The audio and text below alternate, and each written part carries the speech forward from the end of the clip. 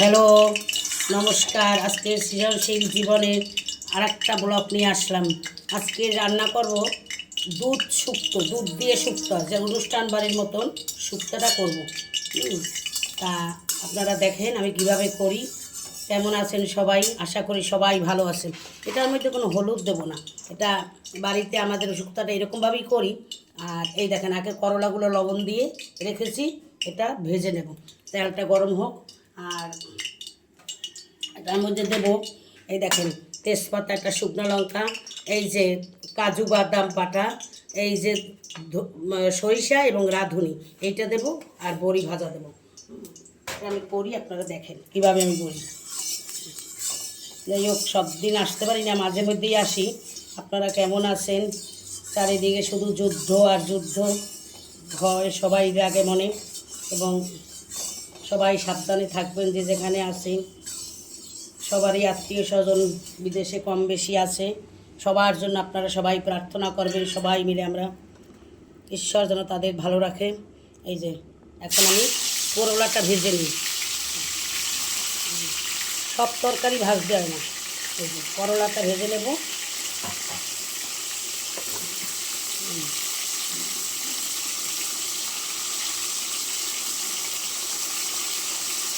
আমি একটু শুক্তোতে তিতোটা বেশি দিই, এই তিতাটা মনেই হয় না তিতো।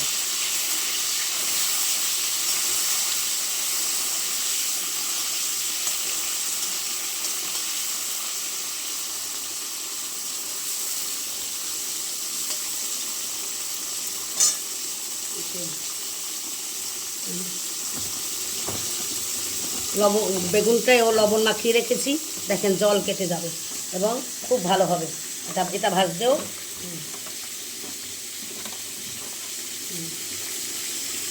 শুক্তোটা, দুধ শুক্তোটা বেশ ভালো হয় খেতে, দুধ দিয়ে। এটার মধ্যে কোনো অন্য জল দেবো না। ওরাও খুব ভালো খায়, যার জন্য মাঝে মধ্যেই আমি করি। আর এখন তো গরম পড়েছে, শুক্তোটা এমনি খাওয়া ভালো। সজনার ডাঁটা দিয়ে সমস্ত তরকারি দিয়েছি, দেখেন কী কী দিয়েছি।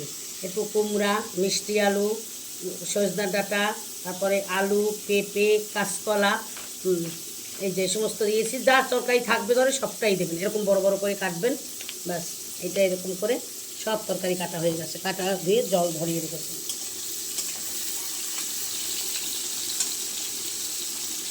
ভেজে নিয়েছি, দেখেন এখন উঠাইয়ে দেই।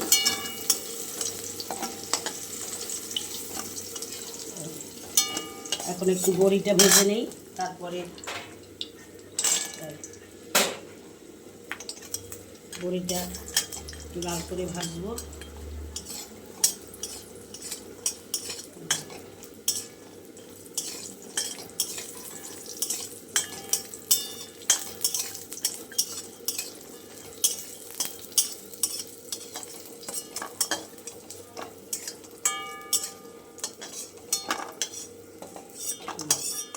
এখন দেবো বেগুনটা,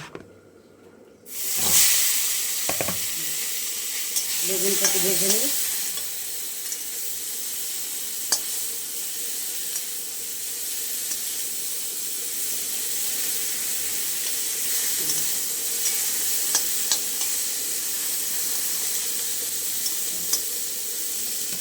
দেখেন আলু, কুমড়া আর বেগুনটা ভাজা হয়ে গেল।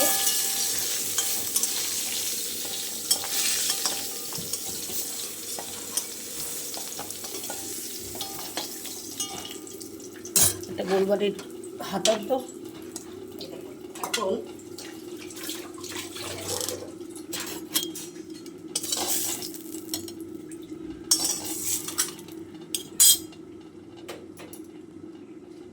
এখন এখন এই সর্ষে আর রাঁধুনিটা আমি সোমবার দেবো।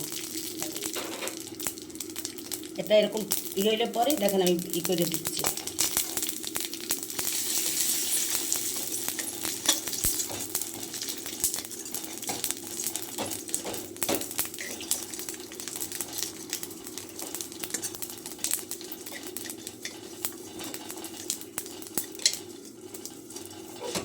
একদম ভেঙে দেবেন, এরকম অল্প তেলের মধ্যে ঘুরাবেন, দেখবেন খুব ভালো হবে, ভাঙা যাবে।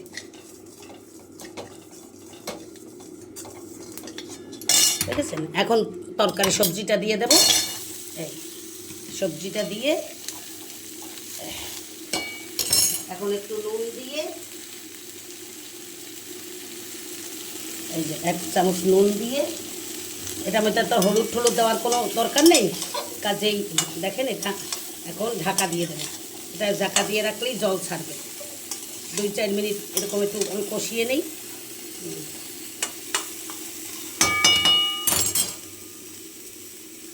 দেখেন সব সুন্দর ভাজা হয়ে গেছে।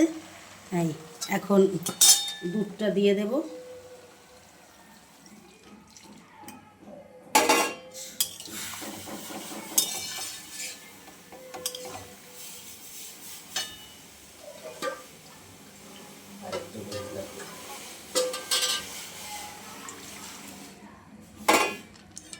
এই যে এখন এই তরকারিগুলো, ভাজা তরকারিগুলো দিয়ে দিই।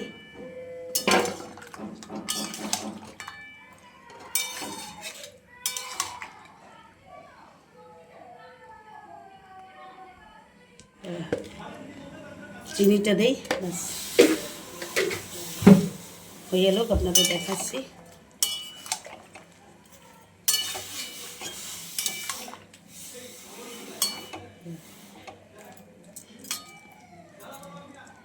এই দেখেন এখন এই চাল মুগরটা বাটা দিয়ে দিই। এই যে এই কাজু বাদাম আর একটু চাল মুগর এই দিলাম বাটা, তাই স্বাদ আসে অনেক। আর দেব 1 চামচ ঘি। এই যে 1 চামচ ঘি দেবো, বাস আর কিছু দরকার নেই। এরকম প্লেনভাবে বিয়েবাড়ির দেখবেন এই সরিষা এবং রাঁধুনি এটা ফোড়ন দেবেন, আর বাটা বুটার ঝামেলা দরকার নেই, দেখবেন এতেও খুব স্বাদ হয়।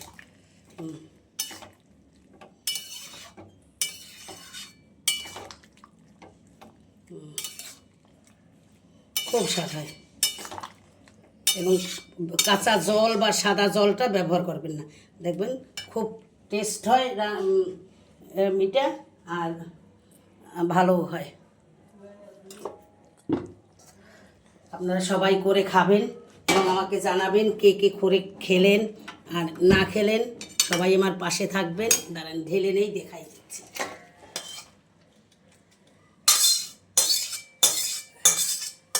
আজকের আমাদের শনিবার। দুইও ছেলে খুব মানে, যাই হোক ছোটো ছেলে যদিও শ্বশুরবাড়ি গেছে, আর বড় ছেলে আছে, বড় মেয়ে এই শুক্তো টুক্তো খুব ভালো খায়, যার জন্য ওই শনিবার দিন, এখন প্রায় গরমের দিন, আপনারা সজনার ডাঁটা, সজনা পাতা, সজনা ফুল এগুলো খাবেন, খুব ভালো। চারিদিকে খুব দুর্যোগ এবং রোগের কোনো শেষ নেই, জানেন তো। ভালো থাকাটাই হয়েছে এখন জীবনের প্রধান লক্ষ্য হয়ে দাঁড়াইছে। এত ভেজাল খেতে খেতে আমাদের। যাই হোক, নমস্কার। সবাই ভালো থাকবেন, সুস্থ থাকেন, ঠাকুরের নাম জপ করবেন সব সময়। আপনাদের পরের ভিডিওতে আমি দেখাবো, আমি প্রেমানন্দ মহাজনের থেকে একটা জপের মালা অর্ডার করেছিলাম, সেই ছোটো ছেলেকে বলেছিলাম এনে দিয়েছে, দেখাবো মালাটা।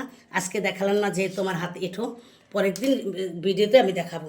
জপের মালাটা এত সুন্দর, জপ করতে এত ভালো লাগে, সেটা বলার না, এত সুন্দর।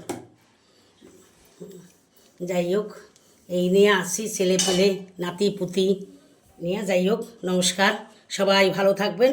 দেখেন কি সুন্দরভাবে করেছি, এবং করে খাবেন, আর যার ইচ্ছে করবে আমার এখানে চলে আসবেন। নমস্কার, নমস্কার সবাইকে।